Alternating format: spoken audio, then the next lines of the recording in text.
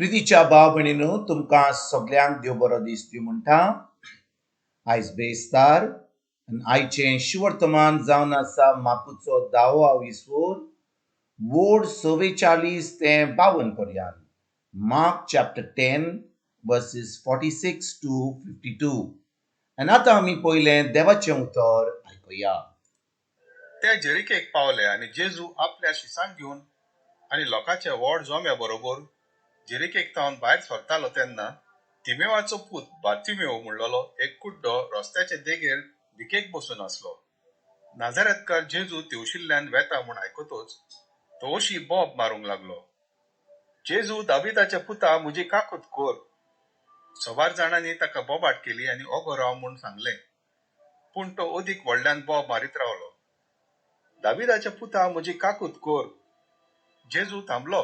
ताणें तांकां म्हणलें, ताका हांगा आपयात.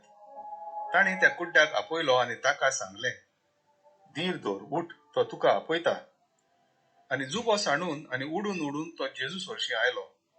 तेन्ना जेजून म्हणलें, तुज्या खातीर तुका हांवें कितें केल्लें जाय?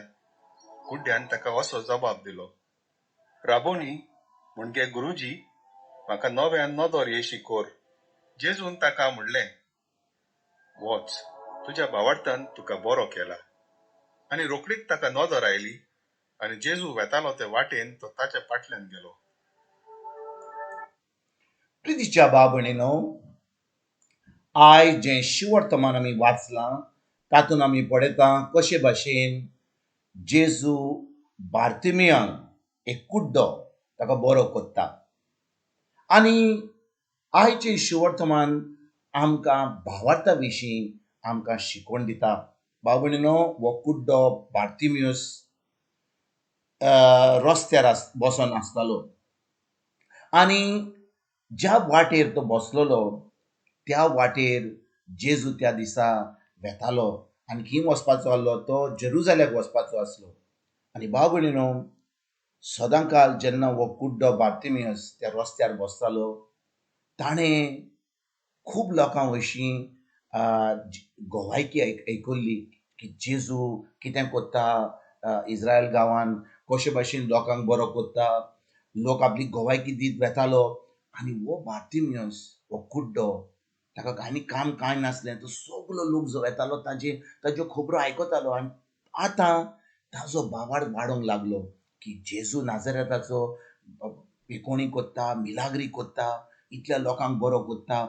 आनी जितलो तो लोकांची गोवायकी आयकतालो रस्त्यार बसून, तितलो ताजो बाबाड वाडत वेतालो. भाव भयणीनो, सान पावलो रोमकारांक 10वा विसवोर वोड 17 कितें म्हणटा, जितलें आमी देवाचें उतर आयकता आमचो भावार्थ वाडत वेता. Faith comes by hearing and hearing the word of God. म्हणटच जेन्ना हो बार्तिमेयुस देवाचें उतर आयकतालो, हो लोकांची गोवायकी आयकतालो, ताजो भावार्थ वाडत वेतालो आनी तो म्हणटालो आपल्या मनान, केन्ना हो जेजू ह्या वाटेर वेतलो, केन्ना म्हाकाय पेकोवणी मेवतली. आनी त्या दिसा कितें घडटा, बार्तिमेयुस त्या रस्त्यार बसून आसा, ताका कोणें बसयला थंयसर आनी त्या वेळार जेजू त्या वाटेर वेता. आनी आतां बार्तिमेयुस व्हडल्या ताळ्यान बोबो मारूंक लागता, जेजू दाविदाच्या पुता म्हजी काकूत कोर, जेजू दाविदाच्या पुता म्हजी काकूत कोर. आनी भाव भयणीनो, सगळे लोक ताका म्हणटा उगी राव, कितलो व्हडलो बोबाड कोत्ताय. पण जितलो लोक ताका सांगता उगी राव, तितलो तो बोबाड मारता, दाविदाच्या पुता म्हजी काकूत कोर. आनी भाव भयणीनो, त्या वेळार म्हाका दिसता हजारांनी लोक जेजू बरोबर वेतालो, कित्याक त्या वेळार जेन्ना जेजू शिकोवन दितालो, लोक हजारांनी जाच्या फाटल्यान वेतालो. आनी आतां जेजू चलोन वेता आनी हो बार्तिमेयुस बोबो मारता आनी लोक ताका सांगता उगी राव म्हणून, बोबो मारीत रावता. आनी जेजू थांबता आनी म्हणटा, त्या मनशाक, त्या दादल्याक आपय.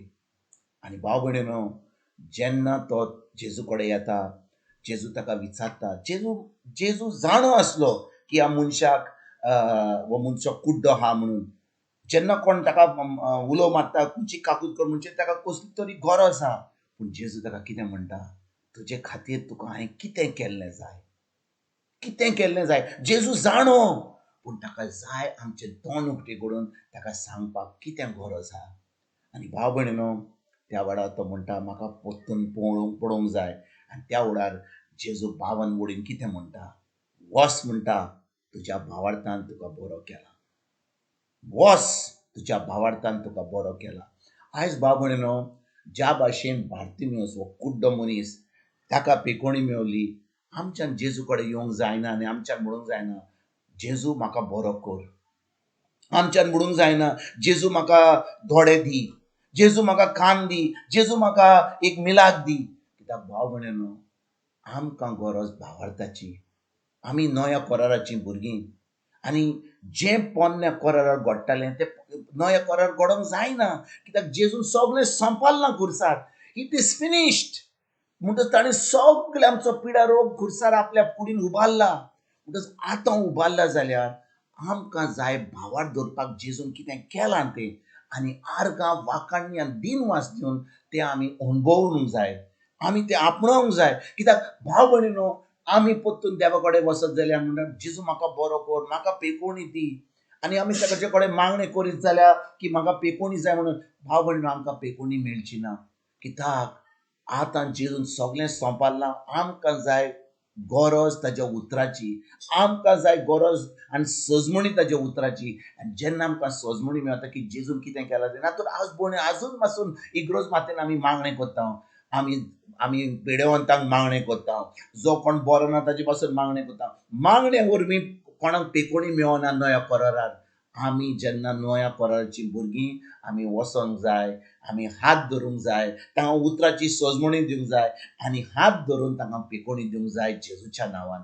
तर आयज भाव भयणीनो, आमकां भावार्था जाल्या. आमकां जेजून सांगलां, जो कोण म्हजे भावार्थ दवरता तो म्हजी सारकी पेकोवणी करतलो. जे भाशेन हांवें पेकोवणी केल्या तेच भाशेन तो करतलो म्हज्या नांवान. आयज भाव भयणीनो, आमी भावार्थान चलया. जें आमकां शिवर्तमान सांगता, जें आमकां देवाच्या उतरान सांगलां त्या प्रमाणें करुया. आमी आमचें नवें शिवर्तमान कॉमेन्स करपाची गरज ना. असले मागणें करून, हे मागणें करून, तें सगळें देवस्पण करून आमकां जेजू कडसून मेळना. आमकां मेळटा फकत भावार्था वरवीं. आनी भावार्थ म्हणटा जेजून सगळें सोंपलां. आतां सोंपलां जाल्यार, सगळें काबार केलां जाल्यार भावार्थान आमी ताका आर्गां वाखाणणी आनी दिनवास दिवया. आमच्या जिवितांत सगळें अणभवया. उतरान आमी रिगून रावया आनी उतरां वरवीं एक जैतिवंत जिवीत जिवंक आयजतान आमी सुरवात करुया. तुमकां आनी तुमच्या फॅमिलीक एक बरो दीस हांव येता आनी परतून तुमचे कडेन उलोवपाक फाल्यां हाजीर जातलो. तुमकां सगल्यांक आमच्या सोरुंडारा जेजूची कृपा, आमच्या सर्गीच्या बापाचो मोग आनी पवित्र आत्म्याचो एकवट तुमकां आनी तुमच्या फॅमिलीक हांव आवडयतां.